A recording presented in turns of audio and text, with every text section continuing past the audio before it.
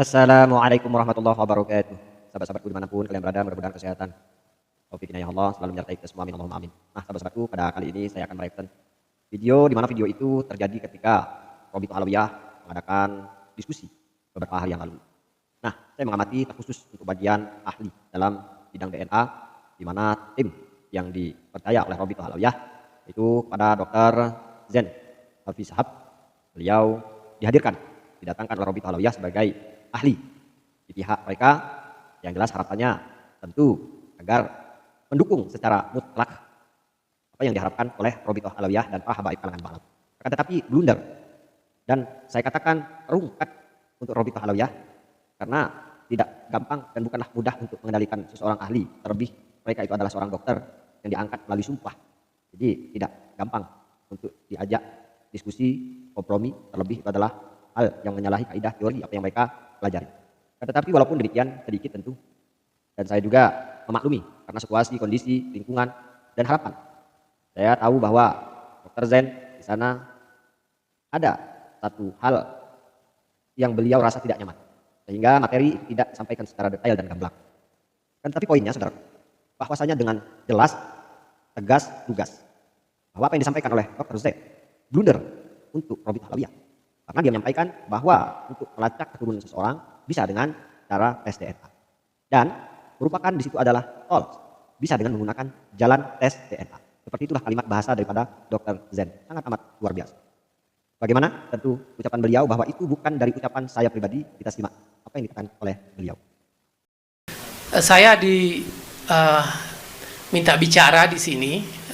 Saya bukan bagian dari peneliti, tapi mungkin sebagai pendapat dari ahli, mungkin lebih tepatnya ya, memberikan dasar-dasar dulu agar kita paham nanti bagaimana DNA ini ternyata juga bisa dijadikan salah satu tools untuk melacak keturunan. Nah, kemudian beliau memaparkan materi-materi bagaimana cara untuk mengetahui daripada keturunan seseorang tersebut.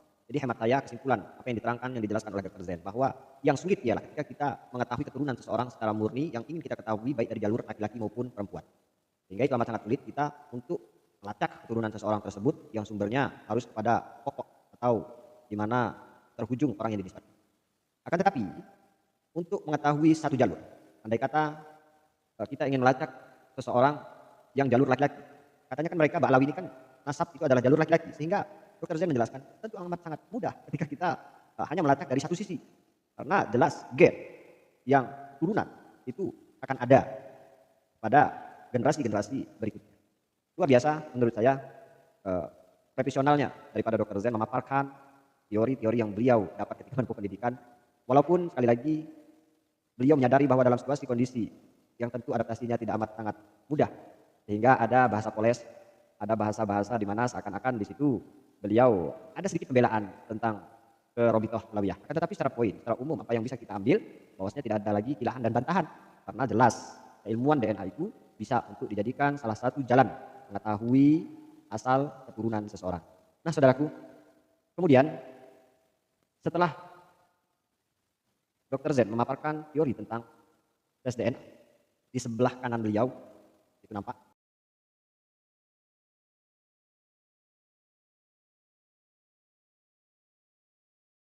beliau adalah mungkin bagian dari Bani Ba'alawi, hingga nama beliau Muhammad As-Segaf. Kalau kita melihat dari nama, kemudian ujung dan pangkal, ini identik sekali dominan pada keluarga Bani Ba'alawi. Ketika beliau menjelaskan Dr. Zen, Dr. Zen menjelaskan dan memaparkan teori di dalam ilmu DNA, berkali-kali saudara As-Segaf melirik, seakan-akan ada kontra, seakan-akan ada bahasa yang ia sampaikan, seakan-akan beliau menunjukkan suatu kode yang tidak sepakat. Akan tetapi kita melihat berkali-kali saudara As-Segaf melirik, Dr. Zen fokus, tidak sama sekali melihat tingkah daripada saudara As-Segaf. Di situ seakan-akan ingin sekali memberikan sebuah syarat kepada Dr. Zen, mungkin ya untuk tidak bahasa vulgar atau yang justru akan menjadi blunder. Tetapi sekali lagi Dr. Zen tetap konsisten, dia fokus pada pemaparan materi yang beliau ketahui. Nah, saudaraku, setelah itu materi yang disampaikan oleh Dr. Zen selesai, ya Dr. Zen pamit keluar dari ruang diskusi. Mengenai pamitnya beliau, apakah itu sudah menjadi siasah Robito Alawiyah atau memang murni bahwa dokter kita ketahui adalah orang yang sibuk, sehingga kita tidak bisa menilai 100%. Akan tetapi, hemat saya dalam hal ini, disayangkan ketika pemaparan berikutnya menggarisbawahi apa yang disampaikan oleh Dr. Z, disampaikan oleh orang yang sentimen seperti Saudara Assegaf. Sebagaimana Saudara Assegaf, dari latar dia, pendidikan dia, bukanlah seorang dokter, dia bahkan apalagi seorang ahli. Dan dia bisa mengkritisi ilmu kedokteran, menyalahkan teori-teori tentang hal DNA. Sehingga, saudaraku, dari situ bisa kita ambil sebuah kesimpulan, mana sumber yang bisa kita percaya dan mana itu hanya pemoles, pembenaran, dan ilahan belaka. Sehingga dalam hal ini, sama sekali apa yang dipaparkan oleh Saudara Assegaf tidaklah penting dan tidak bisa dijadikan sebuah acuan dalam untuk menentukan sebuah kebenaran. Sehingga kita sebagai masyarakat yang cerdas melihat situasi dan kondisi yang ada, hendaknya disitulah pembelajaran-pembelajaran yang nyata bagi kita, sehingga keputusan eksekusi akhir yang diambil itu bisa membuahkan hasil yang maksimal dan mencapai sebuah kebenaran yang hakiki. Demikian yang saya sampaikan, mudah-mudahan tentu bermanfaat dan masyarakat puas bisa untuk mengambil sebuah keputusan, bisa mengambil sebuah pembelajaran bagaimana apa yang dilakukan oleh klien Bani Ba'alawi ini adalah hanyalah sebuah media mencari pembenaran. Demikian, mudah-mudahan kita tidak tergiur, mudah-mudahan kita tidak terpancing, tetap konsisten untuk menggiring dan mengkawal kebenaran-kebenaran yang akan muncul dari apa yang mereka klaim bahwa selama ini menggaung. Beliau mereka mengatasnamakan keturunan dari baginda Rasulullah SAW. Demikian saudaraku, saya kira. Assalamualaikum warahmatullahi wabarakatuh.